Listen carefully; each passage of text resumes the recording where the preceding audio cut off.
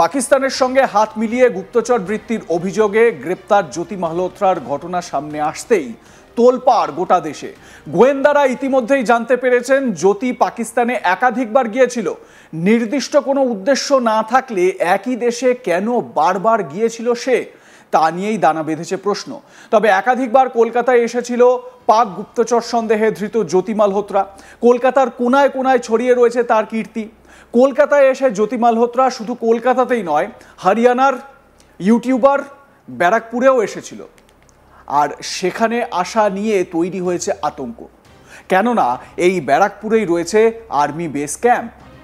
সেই সমস্ত জায়গাও হয়তো সে ঘুরে বেরিয়েছে বলে অনুমান গোয়েন্দাদের। সে যে ভ্লগিংগুলো করেছে, সেই ভ্লগিংগুলোতে আর্মি বেস ক্যাম্পের অদূরেই হয়তো কিছু ভিডিও আইএসআই এর এজেন্টদের হাতে চলে গিয়েছে। গত বছরের 24শে অগস্ট ব্যারাকপুরে গিয়ে একটি রেস্টুরেন্টে বিরিয়ানি খেয়ে ভিডিও বানিয়েছিল জ্যোতি, যেটি ব্যারাকপুরের বিখ্যাত একটি বিরিয়ানির দোকান। এছাড়াও ব্যারাকপুরে বিভিন্ন জায়গায় ভিডিও করে সে। সেই জায়গায় দাঁড়িয়ে ব্যারাকপুরের ভিডিও পাকিস্তানের পাচার করা হয়েছে কিনা তা নিয়েও সন্দেহ রয়েছে।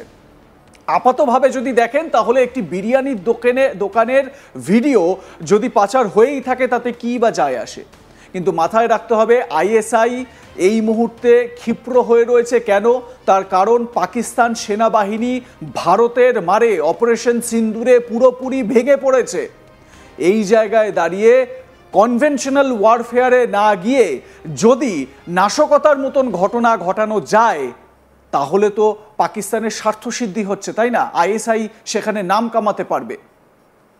তো এ বিষয়ে সেই বিরিয়ানির দোকানের হোটেল মালিক, এই যে জ্যোতি মালহোত্রা তার দোকানে গিয়ে বিরিয়ানি খেলো, ভিডিও করলো, এ বিষয়ে সেই বিরিয়ানির দোকানের মালিক সঞ্জীব সাহা বলেন সেদিন সকাল 11টা নাগাদ দোকানে আসে। তখন তার দোকানে কোনো কাস্টমার ছিল না।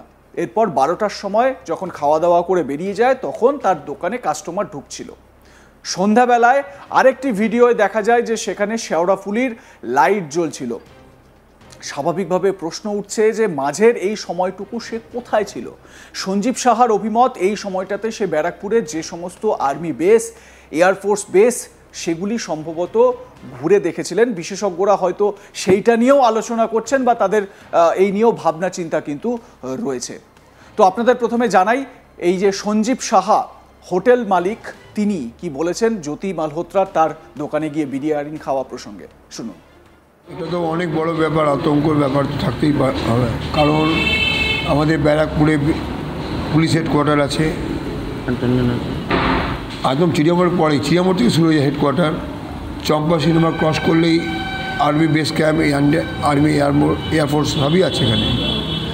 এবং আমার দোকানে আমি ওর ভিডিও দেখছিলাম, যেন আমাকে বন্ধুর লিঙ্ক পাঠিয়েছিল, ভিডিও দেখছিলাম। ও আমার দোকানে এসে তখন দোকানটা ফাঁকা ছিল, এই 11টার সময় এসেছিলো, তখন একটা কাস্টমার ছিল দেখছিলাম। এবং যখন ও বেরোচ্ছে তখন কাস্টমার টুকটাক করে ঢুকছে। আর 12টা নাগাদ ও বেরিয়েছে, 12টা 12:30 নাগাদ বেরিয়েছে হচ্ছে। কিন্তু তখন শেওড়াফুলি দেখা যাচ্ছে, শেওড়াফুলি লাইট, বাজারে লাইট জ্বলছে। আমার দেখো খেয়াল করো, শেওড়াফুলি লাইট জ্বলছে। অনেকে 6-7 ঘন্টা কোথায় ছিল? রিভার সাইড ঘুরতে গেছিল মঙ্গল পান্ডে, না তোমার আমাদের লাটবাগান যেটা পুলিশ হেডকোয়ার্টার তার ফটো তুলছিল, না আর্মিদের এই রাস্তা, রাস্তা হেডকোয়ার্টারে যে রাস্তা আছে আমাদের আর্মিদের এই রাস্তা।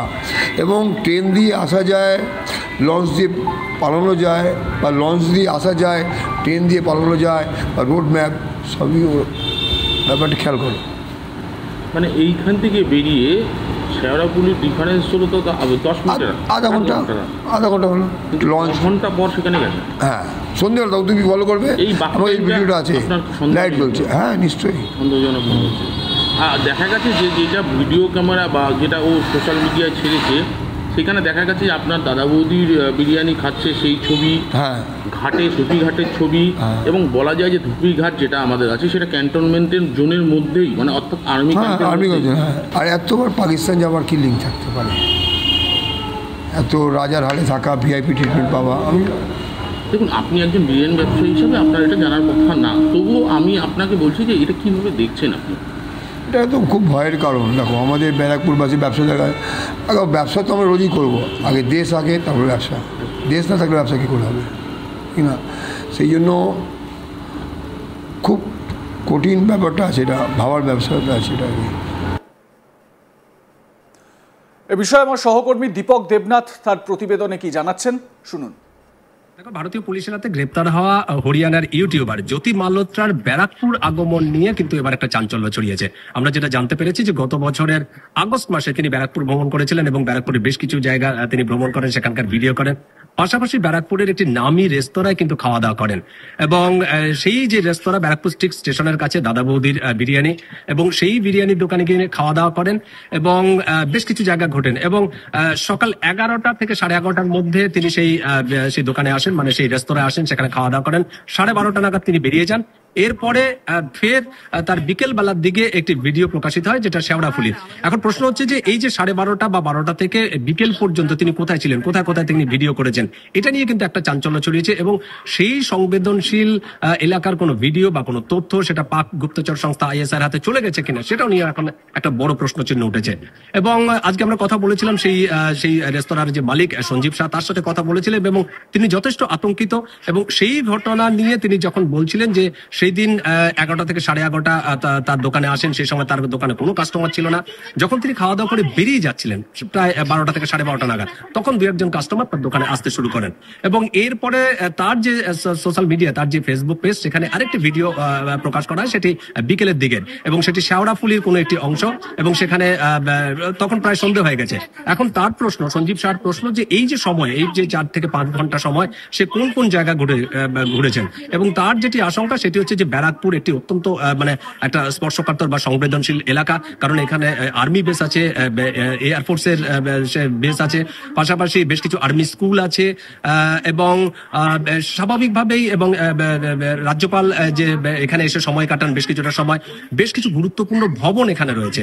তো স্বাভাবিকভাবেই তার প্রশ্ন যে এই রকম কোনো সংবেদনশীল জায়গাগুলো সেখানে ঘুরেছেন, সেখান থেকে তথ্য সংগ্রহ করেছেন, ভিডিও করেছেন, সেই তথ্য সম্ভবত পুলিশ তার মাধ্যম দিয়ে পাক গুপ্তচর যে সংস্থা যা আছে তার হাতে চলে যেতে পারে, এরকম একটি আশঙ্কা প্রকাশ করেছেন। এবং পাশাপাশি তিনি বলেছেন যে দেশের স্বার্থ আগে, দেশের স্বার্থে যদি তার যে কাজ করা উচিত সেটি তিনি করবেন এবং এরকম ধরনের ইউটিউবার বা এরকম ধরনের যারা ব্যক্তি যারা এরকম ধরনের ইউটিউব করে থাকেন তাদের উপরে সবসময় নজরদারি চালানো উচিত বলেও তিনি মন্তব্য করেছেন। এবং এরপর থেকে তার দোকানে, তার রেস্তোরাঁয় যদি কোনো ইউটিউবার আসে, তিনি নিজে ব্যক্তিগতভাবে তার উপরে নজর রাখবেন বলেও তিনি একটি মন্তব্য করেছেন। এবং পাশাপাশি বলেছেন যে এই ঘটনায় কেন্দ্রীয় সরকারের উচিত বা NIA বা অন্যান্য যে সমস্ত কেন্দ্রীয় তদন্তকারী সংস্থাগুলি আছে তাদের উচিত ভালোভাবে তাকে যাঞ্চ করা, তাকে বিচার করা, তদন্ত করা এবং তদন্তে যদি সে যদি দোষী প্রমাণিত হয় এবং তার আইন অনুযায়ী, ভারতীয় আইন অনুযায়ী তাকে যেন কঠোর শাস্তি দেওয়া হয়, যাতে ভবিষ্যতে এরকম কোনো ইউটিউবার বা এরকম কোনো ব্যক্তি এই ধরনের ঘটনা না ঘটেন, যারা দেশবিরোধী কোনো কার্যক্রমে যাতে লিপ্ত না হন। আপনাদের মতামত জানাতে থাকুন, দেখতে থাকুন আজ তাক বাংলা। সাবস্ক্রাইব করুন আমাদের ইউটিউব চ্যানেলটি।